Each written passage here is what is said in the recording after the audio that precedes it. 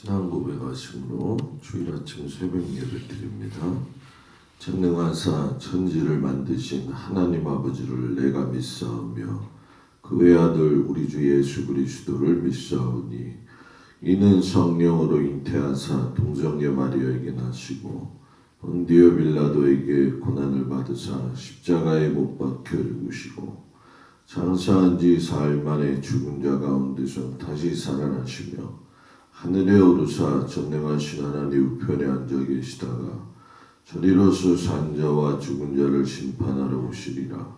성령을 믿사오며 거룩한 공회와 성도가 서로 교통하는 것과 죄를 사하여 주시는 것과 몸이 다히 사는 것과 영원히 사는 것을 믿사옵나이다.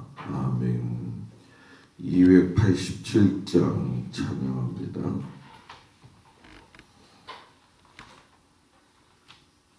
287장.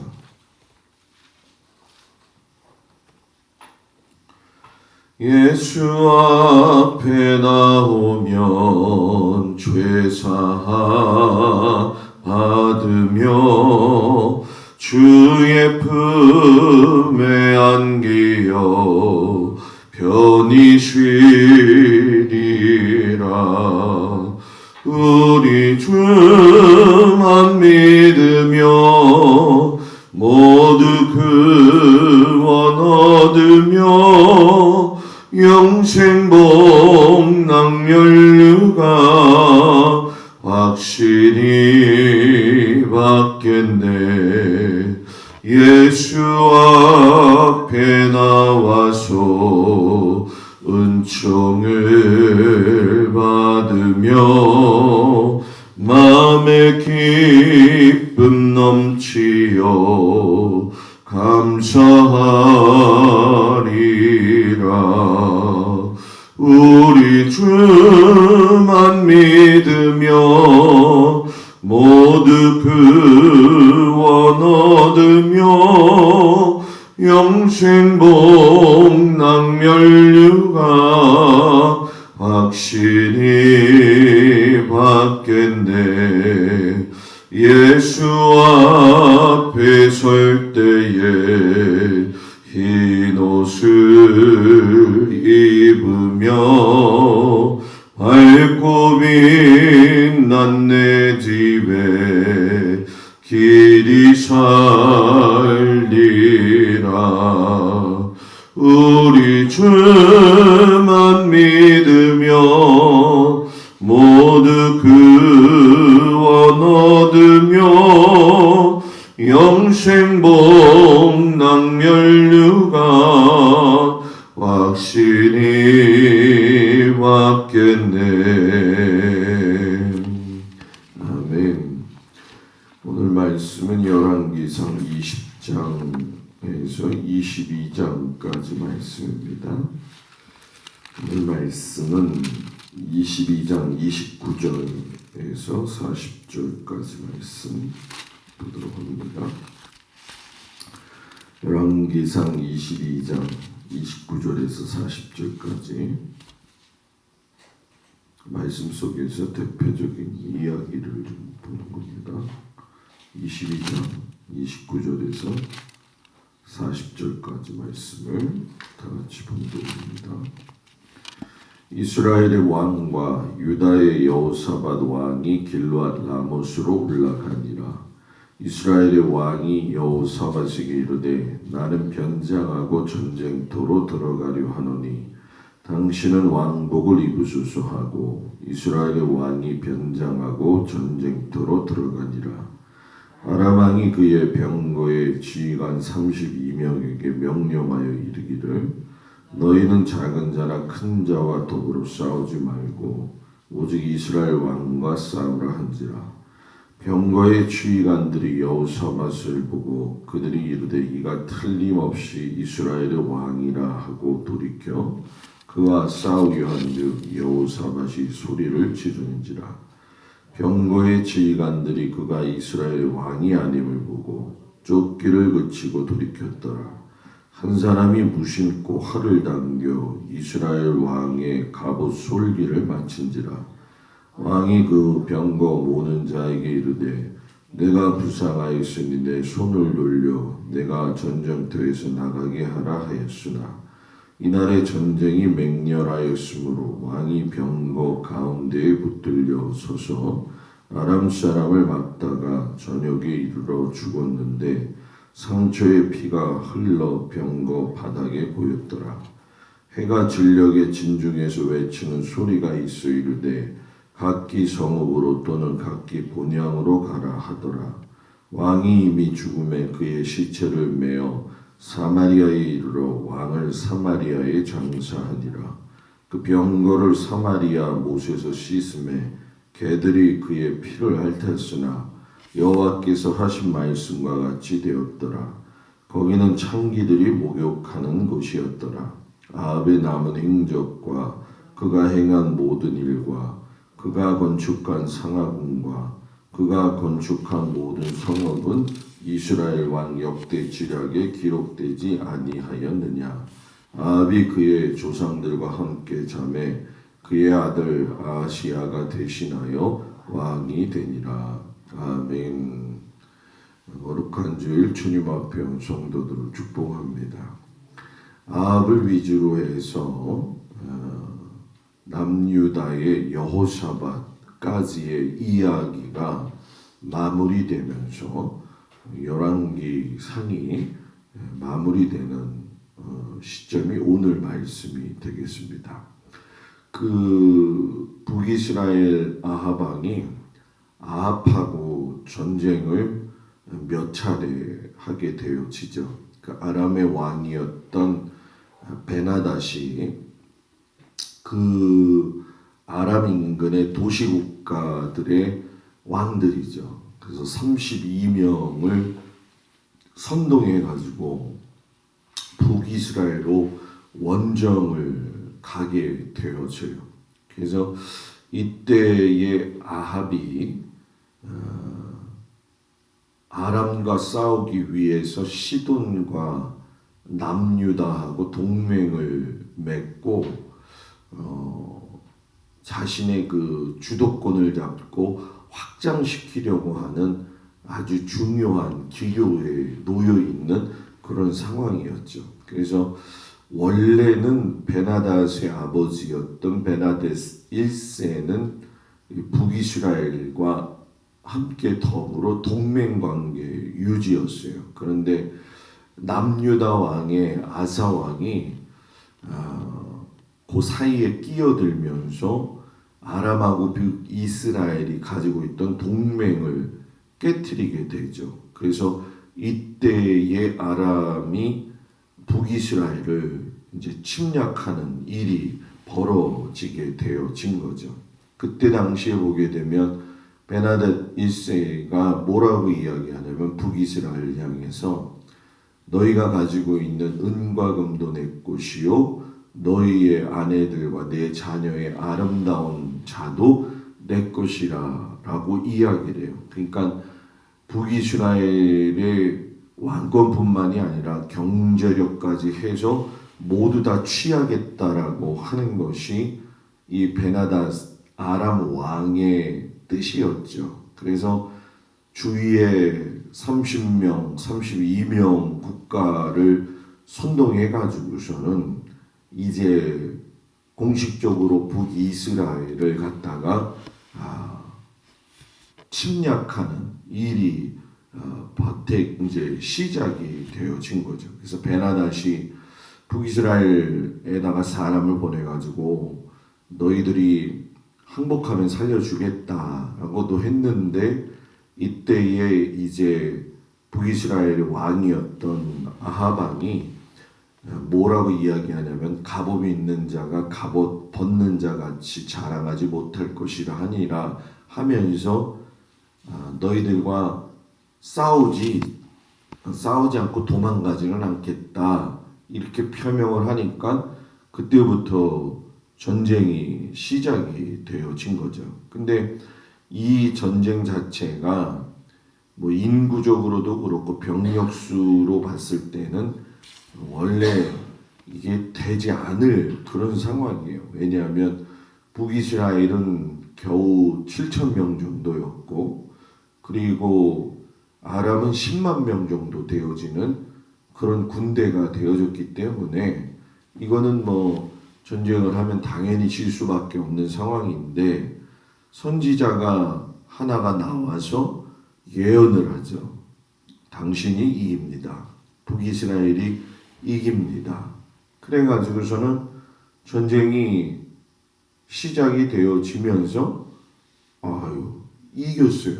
그런데 생각을 해보세요. 7천 명한테 10만 명이 지니까 얼마나 화가 나요. 그러니까 한 번 더 쳐들어오게 되어지는데 이때도 이기게 되어지죠. 그래서 10만 명의 군인이 다 죽고 남은 자가 2만 7천 명이었는데 그 2만 7천 명도 성벽이 무너져서 죽게 되어져요. 그러니까 하나님의 도움이 없이는 도저히 이길 수 없는 전쟁을 이기게 되어지죠. 그래서 우리들은 볼 적에 아하방이 그렇게 악한 사람이었는데 왜 하나님께서 이기게 하셨을까? 여러 가지 요인들이 있지만 제일 중요한 건 남유다 왕국과 더불어서 하나님의 나라를 제사장을 세우는 데 있어서 돌아오게 하기 위한 여지의 은혜를 베푸신 거죠. 그런데도 불구하고 아합이 이 일을 중요하게 여기질 않아요. 더군다나 아람하고 전쟁을 하고 와서 나봇의 포도원 사건이 바로 이루어집니다. 원래 이스라엘은 그 땅의 소유권은 하나님 앞에 있고 경작권은 사람에게 있게 하셨거든요. 그러니까 우리가 소유권과 경작권은 엄연히 다른 거거든요. 하나님은 하나님의 그 주신 땅이 사람의 땅이 되어 가지고 그 땅으로 인해서 서로 아파하고 힘들게 하고 원수 맺게 하고 착취하고 하는 걸 원치 않으셨다라는 거예요. 이런 상황 속에서 나봇이 이건 하나님의 뜻이 아닙니다 라고 분명히 이야기를 했는데, 페니키아 시돈의 출신이었던 그 왕비 이세벨이 바알 숭배자였기 때문에 하나님의 법을 절대 모르는 사람이잖아요. 그래서 이 나봇을 포도원을 차지하기 위해서 그 탐내고 있는 아합의 마음을 잘 알아가지고서는 일을 저지르게 되어지죠.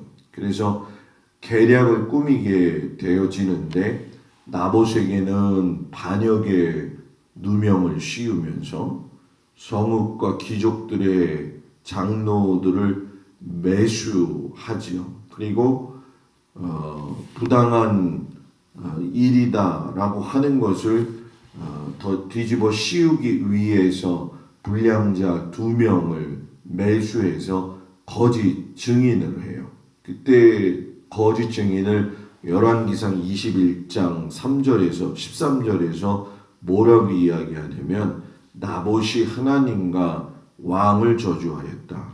그런데 레위기 24장 16절에 보면 여호와의 이름을 모독하면 그를 반드시 죽일지니 이렇게 이야기해요. 그래서 나봇이 돌로 쳐맞아가지고 죽게 되어지면서 포도원이 아합의 소유권이 되어지는데, 잘 아시는 것처럼 상속자가 있으면 여러분 안 되잖아요. 그러니까 이세벨이 상속자인 자녀들까지도 죽여버리는 아주 큰 사건을 저지르게 되어진 거죠.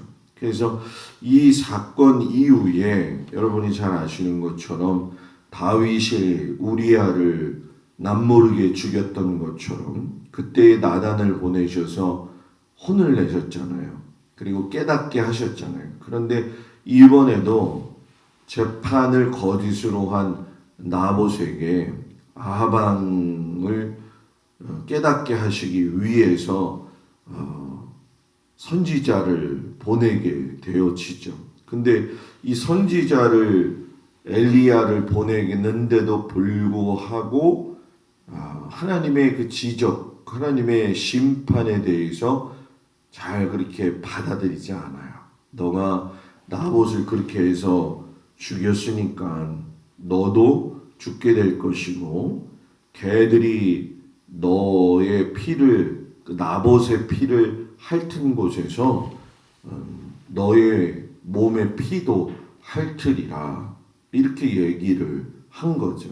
그러니까 참 안타까운 게 뭐냐 하면 아합에게도 충분히 돌아설 수 있는 기회를 허락하셨다라는 거예요.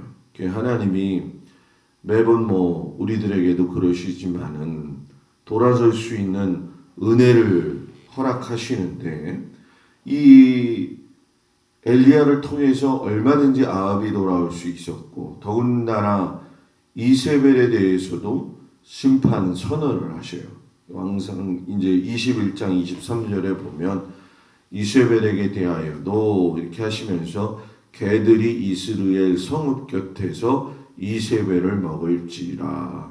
그 이는 완전히 잘못을 했기 때문에 뭐 그 벌을 마땅하다라고 생각은 해요. 그러나 분명한 건 하나님이 심판의 메시지를 주었다고 한다면 아합처럼 한 번쯤은 돌아섰어야 된다. 이게 무슨 얘기냐 하면 29절에 보게 되면 열왕기상 21장의 29절에 보면 아합이 내 앞에서 겸비함을 내가 보느냐 그가 내 앞에서 겸비함으로 내가 재앙을 저의 시대에는 내리지 아니하고 그 아들의 시대에야 그의 집에 재앙을 내리라 하셨더라. 이게 무서운 말이죠. 왜냐하면 아합이 잠깐 회개하니까 하나님이 그걸 기뻐하셨다는 거예요. 그런데 너 죄 지은 거에 대해서는 너의 시대에는 안 내리겠다. 그러나 누구의 시대? 너의 자녀의 시대에서는 내가 그걸 갚겠다. 이 말씀을 하고 계시는 거죠. 그러니까 내가 죄 지은 것, 특별히 이제 하나님과의 관계 속에서 죄에 대한 회개는 있다 할지라도 그 부분에 대한 죄의 대가는 자녀들한테도 갈 수 있다라고 하는 것을 이야기하는 거죠. 이걸 우리가 한국적으로 목필적에 이제 조상들의 죄가 전수되어지느냐 뭐 이렇게 이야기를 접목시킬 수도 있겠지만은 여하튼에 중요한 것은 지금 부모의 잘못에 대한 자녀들에 대한 것들도 분명하게 하나님이 물으신다라는 거죠. 그래서 아합이 뭐 이스라엘 전체를 통틀어서 가장 악한 왕이었지만 그가 회개 잠깐 했을 때에 그가 당할 일들에 대해서는 잠깐 유보하셨던 그 하나님의 모습을 보면 야, 하나님이 자비하시고 긍휼하심도 정말 크시는구나. 하나님이 이렇게 인생들을 이끌어 가시는구나 하는 걸 보면서 우리가 이 성경 말씀에서 아합에 대한 이야기는 좀 세심하게 볼 필요가 있는 거죠. 이 아합이 이제 아람하고 전쟁이 또 시작이 되어지는 거예요. 그래가지고서는 북이스라엘이 이 승리를 2번이나 하고 나서 아람한테 너희가 가지고 있는 뭐 여러 가지의 것들 그리고 강화 조약을 맺어 가지고선 이 강화도 조약 말하는 거 아니에요? 강화 조약 이게 강화를 시켜 가지고서는 너희가 우리한테 유리한 정치 경제적 실리를 줘야 된다. 근데 이거를 지키지 아니하니까 북이스라엘이 또 전쟁을 이번엔 일으킨 거죠. 저쪽에서 쳐들어온 게 아니라 이쪽에서 쳐들어가면서 남유다하고 동맹을 맺어서 전쟁을 하게 돼요. 그때에 이제 남유다의 여호사밧 왕이 등장을 하게 되어지는 거죠. 그래서 이 여호사밧은 그래도 좀 선한 왕이었죠. 그래서 아합에게 우리 이번 전쟁을 수행하는 데 있어서 하나님의 뜻이 무엇인지 한번 물어보자. 1, 2차 때는 하나님이 먼저 이 선지자를 보내서 깨닫게 하셨잖아요. 그래서 선지자들 400명에게 이 전쟁을 어떻게 할 겁니까? 하나님 앞에 좀 물어달라고 하죠. 그런데 400명 선지자가 이 시드기야 선지자를 통해서 다 거짓말 선지자예요. 이번 전쟁은 하나님의 뜻에 따라서 이기게 될 겁니다. 근데 하나님은 그렇게 이야기하신 적이 한 번도 없었거든요. 그러니까 400명의 선지자가 많다고 해서 옳은 예언을 하는 것이 아니라는 거죠. 단 한 명의 미가야 선지자가 아합에게 와가지고서는 당신 죽을 겁니다. 그러니까 전쟁하지 마십시오. 라고 이야기했는데 오히려 예레미야처럼 옥에 가두고 나서 떡과 고생의 떡과 고생의 물만 먹여라. 22장 26절 27절에 나온 얘기죠. 이게 그러니까는 미가야 선지자가 이 고통을 당하게 돼요. 그러니까 분명한 건 선지자가 없었던 건 아니라는 거예요. 그 시대에도 400명의 거짓된 선지자, 한 명의 신실한 선지자, 뭐 누구의 말을 듣느냐, 이건 선택의 몫은 아합의 선택의 몫이었었잖아요. 사람이 귀가 얇으면 안 되는 거죠. 이런 상황 속에서 이제 우리가 잘 아는 것처럼 이 참 아합이 교묘한 게 뭐냐 하면은 자기하고 이 여호사밧 왕하고 왕의 모습을 드러내지 않기 위해서 너는 좋은 왕으로서의 옷을 입고 나는 일반 병사로서의 옷을 입겠다. 그래서 이게 오늘 읽은 말씀의 내용이에요. 그러니까 이건 자기가 찝찝했다는 거예요. 왜? 내가 죽을 수도 있구나. 그런데 하나님은 죽는다라고 이야기를 이미 하신 거죠. 그래서 나름대로 머리를 썼는데 머리 쓴다고 해서 하나님이 말씀하신 것이 틀려지겠냐는 거죠. 그래가지고 어떻게 우연히 쏜 화살에 솔깃이면은 갑옷과 갑옷 사이에 그 틈으로 들어와서 맞았다라는 거죠. 그래가지고 결국은 이 아합이 죽게 되어지고 창기들이 몸을 씻던 그곳에서 아주 더럽고 추한 곳이라고 일컬을 할 수 있는 그곳에서 죽게 되어지고 그쪽에서 이제 장례 준비하다가 피를 많이 흘려서 죽게 되어지는 그 나봇을 죽였을 때하고 똑같은처럼 그 피를 개들이 핥아먹는 그 말씀이 그대로 이루어지게 되어지죠. 그래서 그 악한 아합 왕은 결국은 그렇게 마무리되어져서 인생을 끝을 내더라는 거죠. 그래서 이제 성경을 보게 되면 남유다 왕의 여호사밧 자체는 긍정적인 평가도 있고 부정적인 평가도 있습니다.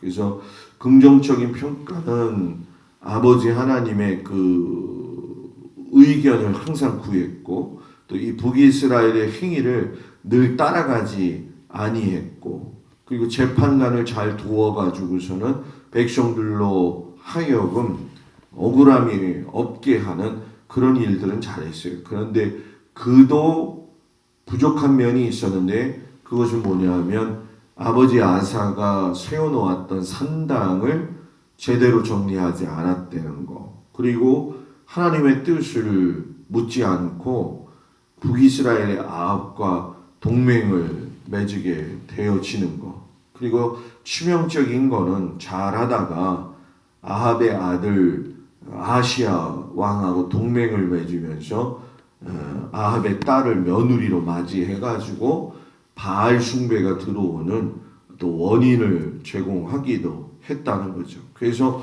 오늘 말씀을 보면 여호사밧과 아합이 비슷한 점이 있는 것 같지만 다른 게 뭐냐?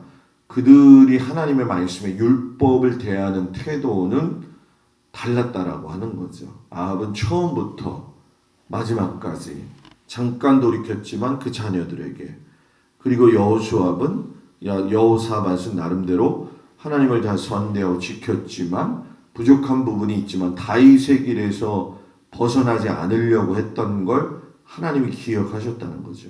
그래서 우리가 이 말씀을 보면서 참 동시대를 살아간 두 사람의 결과가 다르고, 또 어떤 모습을 가지고 사는 것이 하나님 보시기에 아름다운 삶이겠느냐, 그리고 하나님의 말씀을 들을 때에 경홀히 여기지 않고 듣는 것이 얼마나 중요하느냐, 이것을 오늘 말씀에서 깨닫게 되어지는 거죠.